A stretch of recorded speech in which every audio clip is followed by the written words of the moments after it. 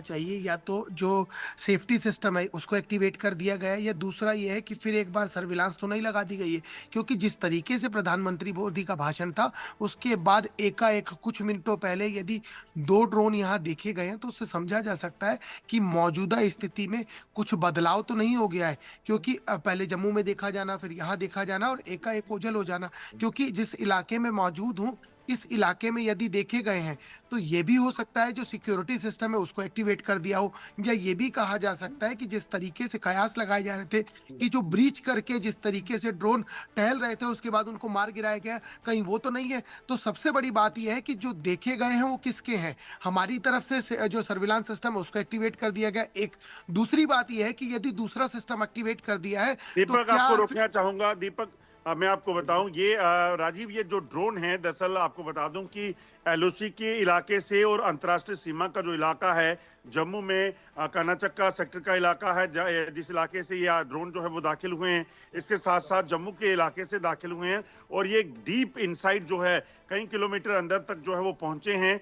और इससे पहले भी जब आपको याद होगा, 4 दिन लगातार ड्रोन जो है वो दाखिल हुए थे और उन्होंने आकर यहाँ पर सैन्य ठिकानों को निशाना बनाने की कोशिश की, सिविलियंस को निशाना बनाया गया। उस वक्त भी इन्हीं ड्रोन्स की मदद से पाकिस्तान ने सरहद पार से एक्सप्लोजिव जो है वो लोड करके भेजा था।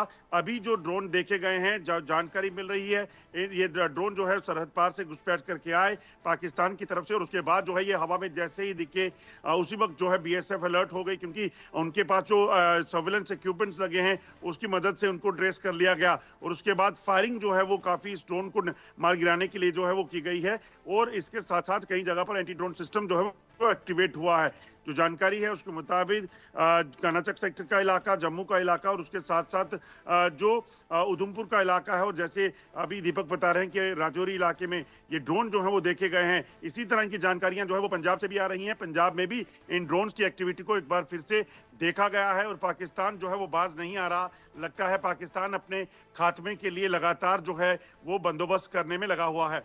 बड़ी बात यहां पर यह है कि अब से कुछ देर पहले ही डीजीएमओ के बीच में बातचीत हुई है, और उसके बाद भी अगर यह चीज है तो पाकिस्तान यहां पर कड़ा या रिजिड रवैया अपना रहा है। दीपक, अपनी बात पूरी करें जो आप राजौरी में देख पा रहे हैं।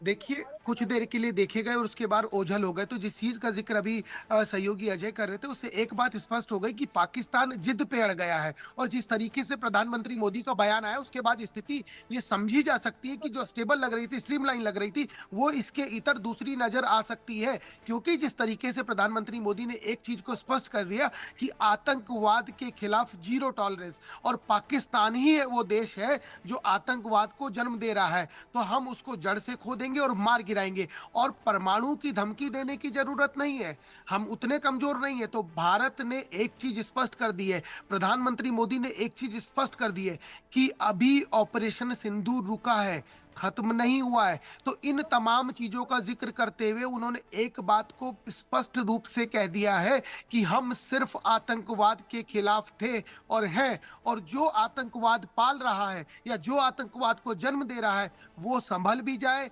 समझ भी जाए। क्योंकि भारत नया भारत है। और जिस तरीके से बिलावल भुट्टो का बयान आया था कि अगर पानी रोक दिया जाएगा तो उस नदी में खून बहा जाएगा, उससे भी एक बात उन्होंने स्पष्ट कर दी कि खून और पानी एक साथ नहीं हो सकते। और अब जब चर्चा होगी तो पीओजे की ही होगी। तो ये तमाम चीजें स्पष्ट कर दी गई है, खुले शब्दों में कह दी गई है। तो ये हो सकता है प्रधानमंत्री मोदी के इस बयान के बाद, इस तरीके के जवाब के बाद और देश को संबोधित करने के बाद, पाकिस्तान जिस तरीके से जिद्दी है। क्योंकि सबसे बड़ी बात यह है कि वहां सिंगल विंडो सिस्टम प्रणाली नहीं है, वहां पर प्रधानमंत्री कुछ और सोचते समझते हैं और करते हैं, वहां के जो विदेश मंत्री हैं वो कुछ और समझते करते हैं, और सबसे बड़ी बात, वहां के जो सेना जनरल हैं वो कुछ और समझते करते हैं। इन सबसे यदि कुछ बचता है या इन सबको कोई गाइड करता है अलग अलग तरीके से, तो वहां पर मौजूद आतंकवाद के आका, और वो आका इन सबको गाइड करते हैं या गाइडेड मिसाइल बनाते हैं, उसके बाद ये अलग-अलग जाके या तो मुँह से फटते हैं या तो तमाम तरह की इस तरह की जो चीज़ें देखने को मिलती है, वो होती है। क्योंकि मौजूदा स्थिति में ऐसी कोई बात नहीं हुई थी। जब सीज़ फायर की चर्चा हो गई और उसके बाद तमाम चीज़ें स्टेबल होने की दिशा में बढ़ रही थी, तो उसके बाद इस लेकिन ये तरह की वाकई ये हरकत लेकिन ये वाकई बहुत बड़ी बात यहाँ पर ये है कि राजौरी में भी दिख रहे हैं, जम्मू में दिख रहे हैं। अजय जो जानकारी दे रहे हैं कि 10 किलोमीटर तक अंदर आने की कोशिश की गई, वो अपने आप में गंभीर है। अगर पंजाब से भी ऐसी खबरें आती हैं तो जो स्थिति है, आप दोनों का आकलन सही कहता है, पाकिस्तान चाहता है कि उसके साथ आगे बढ़ने की कोशिश की जाए। बहुत धन्यवाद आप दोनों का मेरे साथ जुड़ने के लिए इस जानकारी के साथ। मेरे साथ खास मेहमान लगातार जुड़े हुए हैं। ग्रुप कैप्टन वीएन झा भी इस वक्त मेरे साथ जुड़े हुए हैं। वीएन झा साहब, प्रधानमंत्री का संबोधन और अभी आ रही खबरें, पहले प्रधानमंत्री के संबोधन पर आपकी राय जानना चाहूंगा। क्या वो मैसेज इंटरनेशनली भारत को अपनी जगह रखते हुए आपको दिखाई पड़े, और फिर भी पाकिस्तान का इन हरकतों को करना क्या समझाता है? वीएन झा साहब। राजीव जी, प्रधानमंत्री ने जो कुछ भी कहा, अगर हम तीनों एक्सपर्ट यहाँ